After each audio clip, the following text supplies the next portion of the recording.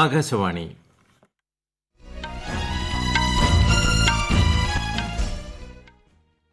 നമസ്കാരം. വാർത്തകൾ വായിക്കുന്നത് ഉദയൻ കിളിയന്നൂർ.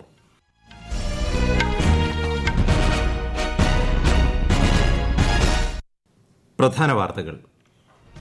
ക്രിമിനൽ നിയമങ്ങൾ പരിഷ്കരിക്കാൻ ലക്ഷ്യമിട്ടുള്ള 3 ബില്ലുകൾ ലോക്സഭ പാസാക്കി. അടുത്ത 8 വർഷത്തിനുള്ളിൽ രാജ്യത്തിന് 22,480 മെഗാവാട്ട് ആണവോർജ്ജ ശേഷി കൈവരിക്കാനാകുമെന്ന് കേന്ദ്ര സർക്കാർ. പുതിയ കോവിഡ് വകഭേദത്തിനെതിരെ ജാഗ്രത കർശനമാക്കണമെന്ന് സംസ്ഥാനങ്ങൾക്ക് കേന്ദ്ര നിർദ്ദേശം. ലോക്സഭയിൽ അച്ചടക്കരഹിതമായ പെരുമാറ്റത്തിന് 2 അംഗങ്ങളെ കൂടി സസ്പെൻഡ് ചെയ്തു. ഇതോടെ സസ്പെൻഷനിലായത് 143 അംഗങ്ങൾ. നടപടി പിൻവലിക്കും വരെ പ്രതിഷേധം തുടരുമെന്ന് കോൺഗ്രസ്. കേന്ദ്ര പദ്ധതികൾ ജനസമക്ഷം അവതരിപ്പിച്ച് വികസിത് ഭാരത് സങ്കല്പ യാത്രയുടെ പര്യടനം പുരോഗമിക്കുന്നു. ഈ വർഷത്തെ ദേശീയ കായിക പുരസ്കാരങ്ങൾ പ്രഖ്യാപിച്ചു. വാർത്തകൾ വിശദമായി. ഭാരതീയ ന്യായ സംഹിത 2ാം ബിൽ, ഭാരതീയ നാഗരിക് സുരക്ഷാ സംഹിത 2ാം ബിൽ, ഭാരതീയ സാക്ഷ്യ ബിൽ 2 എന്നിവ ലോക്സഭ ഇന്ന് പാസാക്കി. ബ്രിട്ടീഷ് കാല നിയമങ്ങളെ പരിഷ്കരിക്കാൻ ഉദ്ദേശിച്ചിട്ടുള്ളതാണ് ഈ 3 ബില്ലുകളുമെന്ന് കേന്ദ്ര ആഭ്യന്തരമന്ത്രി അമിത്ഷാ. വിശദാംശങ്ങളിലേക്ക്. ഇന്ത്യയിലെ ക്രിമിനൽ കുറ്റം സംബന്ധിച്ച പ്രധാന നിയമമായിരുന്ന IPCക്ക് പകരമാണ് പുതിയ ബില്ലുകൾ.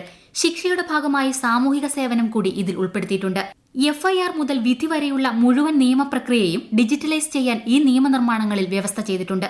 ബ്രിട്ടീഷ് കാലഘട്ടത്തിലെ 3 ക്രിമിനൽ ബില്ലുകൾക്ക് പകരമാണ് പുതിയ നിയമങ്ങളെന്ന് ചർച്ചയ്ക്ക് മറുപടിയായി കേന്ദ്ര ആഭ്യന്തരമന്ത്രി അമിത്ഷാ പറഞ്ഞു. പുതിയ നിയമങ്ങൾ പ്രകാരം സ്ത്രീകൾക്കും കുട്ടികൾക്കും മുൻഗണന നൽകിയിട്ടുണ്ടെന്നും ഭീകരതയെ വ്യക്തമായി നിർവചിക്കുന്നത് ഇതാദ്യമാണെന്നും അദ്ദേഹം കൂട്ടിച്ചേർത്തു. News desk, Akashvani. ന്യൂനപക്ഷ പിന്നാക്ക വിഭാഗങ്ങളിലെ ജനങ്ങൾക്ക് ദോഷകരമാകുന്ന നിരവധി പഴുതുകൾ പുതിയ ക്രിമിനൽ നിയമ ബില്ലുകളിലുണ്ടെന്ന് AIMIMലെ അസറുദ്ദീൻ ഒവൈസി വിമർശിച്ചു. ഈ ബില്ലുകൾക്ക് നിരവധി പൊരുത്തക്കേടുകളുണ്ടെന്ന് ശിരോമണി അകാലിദളിലെ ഹർസിമ്രത് കൌർ പറഞ്ഞു. രാജ്യത്തിന് 2031-32ഓടെ 22,480 മെഗാവാട്ട് ആണവോർജ്ജ ശേഷി കൈവരിക്കാനാകുമെന്ന് കേന്ദ്ര സർക്കാർ. നിലവിൽ 7,480 മെഗാവാട്ടാണ് രാജ്യത്തിന്റെ ആണവോർജ്ജ ശേഷി. ഗുജറാത്ത്, രാജസ്ഥാൻ, തമിഴ്നാട്, ഹരിയാന, കർണാടക, മധ്യപ്രദേശ് എന്നീ സംസ്ഥാനങ്ങളിൽ ആണവോർജ്ജ ശേഷി വർദ്ധിപ്പിക്കാനുള്ള നടപടികൾ സർക്കാർ ആരംഭിച്ചതായി കേന്ദ്ര സഹമന്ത്രി ജിതേന്ദ്ര സിംഗ് ലോക്സഭയിൽ രേഖാമൂലം അറിയിച്ചു. ആണവോർജ്ജ ശേഷി വർദ്ധിപ്പിക്കാനുള്ള നടപടികൾ കാർബൺ സന്തുലിതാവസ്ഥ എന്ന ലക്ഷ്യം കൈവരിക്കുന്നതിന് സഹായിക്കുമെന്നും അദ്ദേഹം കൂട്ടിച്ചേർത്തു. പുതിയ കോവിഡ് വകഭേദത്തിനെതിരെ ജാഗ്രത കർശനമാക്കണമെന്ന് സംസ്ഥാനങ്ങളോട് കേന്ദ്ര ആരോഗ്യമന്ത്രി മൻസുഖ് മാണ്ഡവ്യ. രാജ്യത്തെ വിവിധ സംസ്ഥാനങ്ങളിൽ കോവിഡ് കേസുകൾ ഉയരുന്ന സാഹചര്യത്തിൽ വിളിച്ചു ചേർത്ത ഉന്നതതല യോഗത്തിൽ സംസാരിക്കുകയായിരുന്നു അദ്ദേഹം. കോവിഡ് പ്രതിരോധത്തിനായി കേന്ദ്രവും സംസ്ഥാനങ്ങളും യോജിച്ച് പ്രവർത്തിക്കണമെന്നും കേന്ദ്രമന്ത്രി പറഞ്ഞു. കേരളത്തിൽ നിന്ന് ആരോഗ്യമന്ത്രി വീണ ജോർജ് ഉൾപ്പെടെ വിവിധ സംസ്ഥാനങ്ങളിലെ ആരോഗ്യമന്ത്രിമാർ യോഗത്തിൽ പങ്കെടുത്തു. കേരളത്തിൽ 2000-ഓളം സജീവ കേസുകളാണ് ഇപ്പോഴുള്ളത്. ലോക്സഭയിലെ അച്ചടക്കരഹിതമായ പെരുമാറ്റത്തിന് AM ആരിഫ് MPയെയും തോമസ് ചാഴിക്കാടൻ MPയെയും സസ്പെൻഡ് ചെയ്തു. കേന്ദ്ര പാർലമെന്ററി കാര്യ മന്ത്രി പ്രഹ്ലാദ് ജോഷിയാണ് ഇത് സംബന്ധിച്ച പ്രമേയം കൊണ്ടുവന്നത്. ഇതോടെ പാർലമെന്റിൽ നിന്ന് സസ്പെൻഡ് ചെയ്യപ്പെട്ട പ്രതിപക്ഷ അംഗങ്ങളുടെ എണ്ണം 143 അതേസമയം സുരക്ഷാ വീഴ്ചയും MPമാരുടെ സസ്പെൻഷനും ചൂണ്ടിക്കാട്ടി പ്രതിപക്ഷം ഇന്നും ഇരുസഭകളിലും പ്രതിഷേധിച്ചു. സഭാ നടപടികൾ പ്രതിഷേധത്തെ തുടർന്ന് തടസ്സപ്പെട്ടു. പ്രതിപക്ഷ MPമാരുടെ സസ്പെൻഷൻ പിൻവലിക്കുന്നതുവരെ പാർട്ടിയുടെ പ്രതിഷേധം തുടരുമെന്ന് കോൺഗ്രസ് അധ്യക്ഷനും രാജ്യസഭയിലെ പ്രതിപക്ഷ നേതാവുമായ മല്ലികാർജ്ജുൻ ഖാർഗെ. പ്രതിപക്ഷത്തെ തടയാൻ സർക്കാർ ജനാധിപത്യ വിരുദ്ധമായ മാർഗ്ഗങ്ങളാണ് സ്വീകരിക്കുന്നതെന്ന് പാർലമെന്റ് വളപ്പിൽ മാധ്യമപ്രവർത്തകരോട് സംസാരിക്കവെ അദ്ദേഹം പറഞ്ഞു. കേന്ദ്ര പദ്ധതികൾ ജനസമക്ഷം അവതരിപ്പിച്ച് വികസിത് ഭാരത് സങ്കല്പ യാത്രയുടെ കേരളത്തിലെ പര്യടനം പുരോഗമിക്കുന്നു. കൊല്ലം ജില്ലയിലെ ശാസ്താംകോട്ട, ആലപ്പുഴയിലെ ചെന്നിത്തല, മാന്നാർ, കൊച്ചിയിലെ വൈറ്റില, പനമ്പള്ളി, മലപ്പുറം ജില്ലയിലെ പെരിന്തൽമണ്ണ, തിരുവനന്തപുരത്തെ പനവൂർ, വെമ്പായം ഗ്രാമപഞ്ചായത്തുകൾ, കണ്ണൂർ ജില്ലയിലെ പെരളശ്ശേരി, കടമ്പൂർ, പാലക്കാട് അയലൂർ ഗ്രാമപഞ്ചായത്ത്, കോഴിക്കോട് നൊച്ചാട്, ഇടുക്കിയിലെ വെള്ളത്തൂവൽ, തൃശൂർ പുഴയ്ക്കൽ ബ്ലോക്ക്, കാസർഗോഡ് നീലേശ്വരം നഗരസഭ എന്നിവിടങ്ങളിൽ ഇന്ന് പര്യടനം നടന്നു. കേന്ദ്ര പദ്ധതികളെക്കുറിച്ചുള്ള വിശദീകരണം ഉദ്യോഗസ്ഥർ നിർവഹിച്ചു. വിവിധ പദ്ധതികളുടെ ഗുണഭോക്താക്കളാകാനും പരിപാടിയിൽ അവസരമൊരുക്കിയിരുന്നു. നാളെ മലപ്പുറം ബ്ലോക്കിലെ മൂർക്കനാട്, പുഴക്കാട്ടിരി, കാസർഗോഡ് ജില്ലയിലെ പള്ളിക്കര, കൊല്ലം ജില്ലയിലെ കുന്നത്തൂർ, ശൂരനാട്, തിരുവനന്തപുരത്ത് പോത്തങ്കോട്, ആണ്ടൂർക്കോണം എന്നിവിടങ്ങളിൽ വികസിത് ഭാരത് സങ്കല്പ യാത്ര എത്തും. ഈ വാർത്തകൾ ആകാശവാണിയിൽ നിന്ന്. തെലങ്കാനയിലെ ഭൂതാൻ പോച്ചമ്പള്ളിയിലെ നെയ്ത്ത് വ്യവസായം പ്രോത്സാഹിപ്പിക്കുന്നതിന് സാധ്യമായ എല്ലാ ശ്രമങ്ങളും നടത്തുമെന്ന് രാഷ്ട്രപതി ദ്രൌപദി മുർമു. പ്രദേശത്തെ നെയ്ത്ത് തൊഴിലാളികളെ സന്ദർശിച്ച് അവരുമായി സംവദിക്കുകയായിരുന്നു രാഷ്ട്രപതി. തനത് പോച്ചമ്പള്ളി നെയ്ത്തുകലയെ വരും തലമുറയ്ക്ക് കൈമാറാൻ ഗ്രാമം നടത്തുന്ന ശ്രമങ്ങളെ അവർ അഭിനന്ദിച്ചു. പോച്ചമ്പള്ളി ഉൽപ്പന്നങ്ങൾക്ക് GI ടാഗ് ലഭിച്ചതിലുള്ള സന്തോഷവും രാഷ്ട്രപതി പ്രകടിപ്പിച്ചു. ഈ വർഷത്തെ ദേശീയ കായിക പുരസ്കാരങ്ങൾ പ്രഖ്യാപിച്ചു. പരമോന്നത കായിക പുരസ്കാരം മേജർ ധ്യാൻചന്ദ് ഖേൽരത്നയ്ക്ക് ബാഡ്മിന്റൺ താരങ്ങളായ ചിരാഗ് ഷെട്ടി, സാത്വിക് സായിരാജ് രംഗറെഡ്ഡി എന്നിവർ അർഹരായി. കേരളത്തിൽ നിന്ന് കബഡി പരിശീലകൻ E. ഭാസ്കരന് ആജീവനാന്ത ദ്രോണാചാര്യ പുരസ്കാരവും അത്ലറ്റ് ശ്രീശങ്കർ മുരളിക്ക് അർജുന പുരസ്കാരവും ലഭിക്കും. വിശദാംശങ്ങളിലേക്ക്. ക്രിക്കറ്റ് താരം മുഹമ്മദ് ഷമി, പാര അമ്പെയ്ത്ത് താരം ശീതൾ ദേവി എന്നിവരുൾപ്പെടെ 26 കായിക താരങ്ങൾ അർജുന പുരസ്കാരത്തിന് അർഹരായി.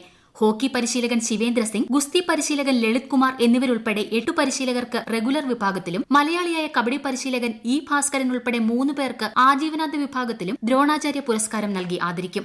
കായിക മേഖലയിലെ സമഗ്ര സംഭാവനയ്ക്കുള്ള ധ്യാൻചന്ദ് പുരസ്കാരത്തിന് മഞ്ജുഷ കൻവാർ, വിനീത് കുമാർ ശർമ്മ, കവിത സെൽവരാജ് എന്നിവർ അർഹരായി. മികച്ച പ്രകടനം കാഴ്ചവെച്ച സർവകലാശാലയ്ക്കുള്ള ഈ വർഷത്തെ മൌലാന അബുൽ കലാം ആസാദ് ട്രോഫി അമൃത്സറിലെ ഗുരുനാനാക് ദേവ് സർവകലാശാലയ്ക്ക് സമ്മാനിക്കും. അടുത്ത മാസം 9-ന് രാഷ്ട്രപതി ഭവനിൽ വെച്ച് നടക്കുന്ന ചടങ്ങിൽ രാഷ്ട്രപതി ദ്രൌപദി മുർമു പുരസ്കാരങ്ങൾ വിതരണം ചെയ്യും. News desk, Akashvani.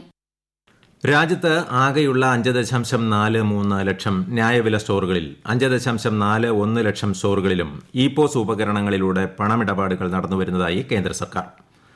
ആധാർ അധിഷ്ഠിത ബയോമെട്രിക് തിരിച്ചറിയൽ സംവിധാനത്തിലൂടെ ഗുണഭോക്താക്കൾക്ക് സുതാര്യമായി ഭക്ഷ്യധാന്യ വിതരണം ഉറപ്പാക്കാൻ സാധിക്കുന്നുവെന്ന് കേന്ദ്ര ഭക്ഷ്യ പൊതുവിതരണ മന്ത്രി പീയൂഷ് ഗോയൽ ലോക്സഭയിൽ അറിയിച്ചു. പ്രധാനമന്ത്രി നരേന്ദ്രമോദിയുമായി പശ്ചിമബംഗാൾ മുഖ്യമന്ത്രി മമതാ ബാനർജി ന്യൂഡൽഹിയിൽ കൂടിക്കാഴ്ച നടത്തി. സംസ്ഥാനത്തിനുള്ള കേന്ദ്ര ഫണ്ട് സംബന്ധിച്ച് ചർച്ച ചെയ്യുകയും ഫണ്ട് അനുവദിക്കാൻ അഭ്യർത്ഥിച്ച് പ്രധാനമന്ത്രിക്ക് കത്ത് നൽകുകയും ചെയ്തു.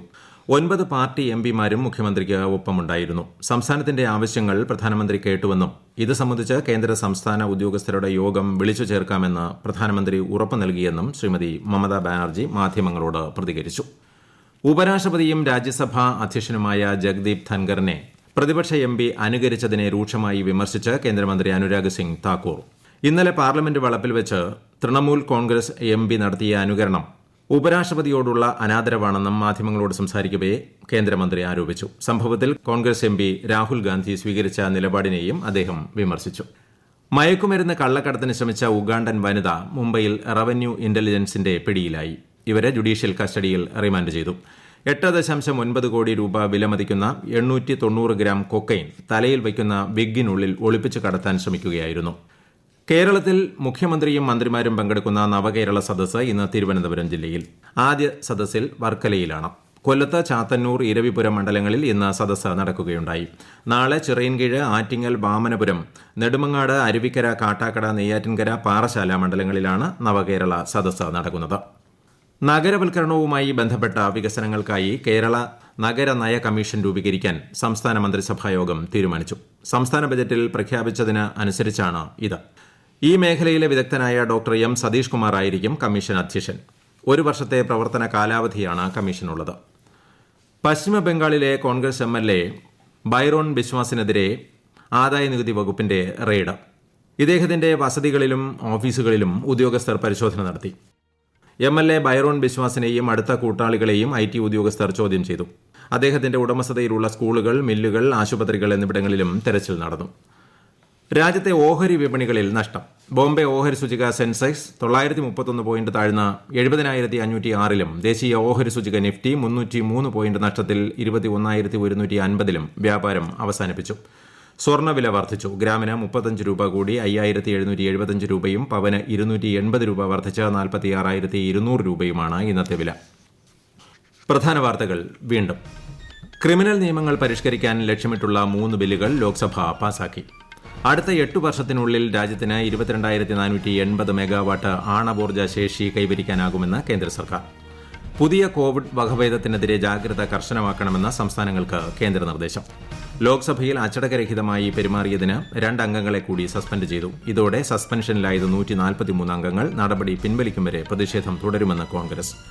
കേന്ദ്ര പദ്ധതികൾ ജനസമക്ഷം അവതരിപ്പിച്ച് വികസിത് ഭാരത് സങ്കല്പ യാത്രയുടെ പര്യടനം പുരോഗമിക്കുന്നു. ഈ വർഷത്തെ ദേശീയ കായിക പുരസ്കാരങ്ങൾ പ്രഖ്യാപിച്ചു. വാർത്തകൾ കഴിഞ്ഞു. അടുത്ത വാർത്താ പ്രക്ഷേപണം 8:35-ന്.